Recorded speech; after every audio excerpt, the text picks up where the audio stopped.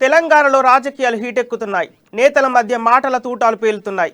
ఎన్నికలకు మరో ఏడాది సమయం ఉండగానే నాయకుల మధ్య వారు మొదలైంది.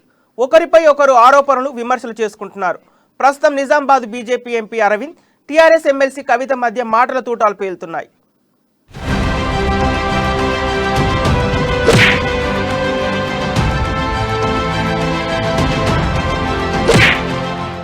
ఒక్కసారిగా బీజేపీ టీఆర్ఎస్ మధ్య హై టెన్షన్ నెలకొంది. గురువారం ఎంపీ అరవింద్ కవితపై చేసిన వ్యాఖ్యలతో ఇరు పార్టీల మధ్య తీవ్ర దుమారం చెలరేగింది. నువ్వా నేనా అన్నట్లు మాటల యుద్ధానికి దిగారు. అరవింద్ చేసిన వ్యాఖ్యలతో టీఆర్ఎస్ శ్రేణులు హైదరాబాద్ లోని ఎంపీ అరవింద్ ఇంటిని ముట్టడించి ఇంట్లో ఫర్నిచర్, అద్దాలు ధ్వంసం చేశారు. తీవ్ర ఉద్రిక్త పరిస్థితులు నెలకొనడంతో రంగప్రవేశం చేసిన పోలీసులు పలువురు టీఆర్ఎస్ శ్రేణులను అరెస్ట్ చేశారు.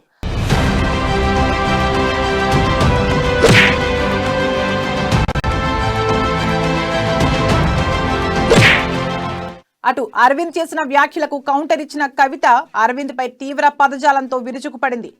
తాను ఇంతకాలంగా వ్యక్తిగత దూషణలకు పాల్పడలేదని కవిత పేర్కొన్నారు.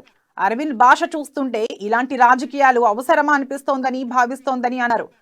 తాను సమస్యల మీద మాట్లాడతాను కానీ వ్యక్తుల మీద ఎప్పుడూ మాట్లాడలేదని చెప్పారు. కానీ అరవింద్ తీరు చూసి మాట్లాడక తప్పడం లేదన్నారు.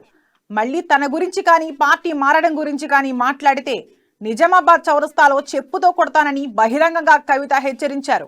కాబట్టి అలా చెప్తున్నాం, ఇంకొకసారి నా మీద నేను పార్టీ మారుతాని ఇదని అదని అర్థమైన కూతలు కూస్తే చెప్పు తీసుకొని నిజామాబాద్ చౌరస్తాలో కొట్టబిడ్డ ఏమనుకున్నాం. అది పార్లమెంటరీ అనుకోండి, ఇంకోటి. ఇలాంటి మాటలు మాట్లాడాల్సి వచ్చినందుకు తెలంగాణ సమాజానికి క్షమాపణ చెబుతున్నానన్నారు. అరవింద్ ఎక్కడ పోటీ చేసినా వెంటపడి ఓడిస్తానని ఆమె వివరించారు. కాంగ్రెస్ లో చేరేందుకు తాను ఖర్గేతో మాట్లాడాను అనేది శుద్ధ తప్పన్నారు.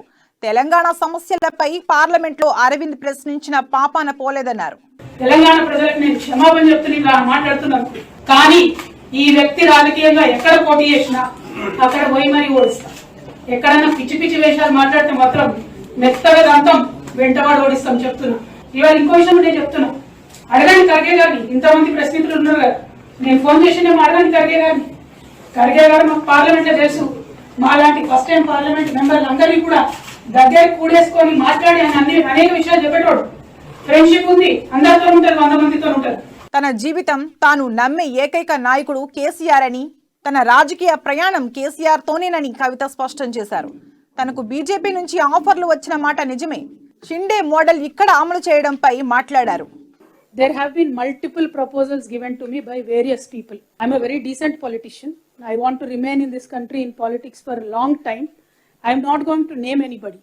There have been proposals that were brought up to me by friends of BJP, friendly organizations of BJP, asking me to join the party, and they proposed a model called Shinde model. I said, Telangana people do not cheat people of Telangana. Telangana people do not betray their own parties and their own leaders. We will become leaders on our own strength, not by backdoor. We have rejected their proposal very politely. అటు కవిత మాటలకు అదే రీతిలో react అయ్యారు MP Arvind.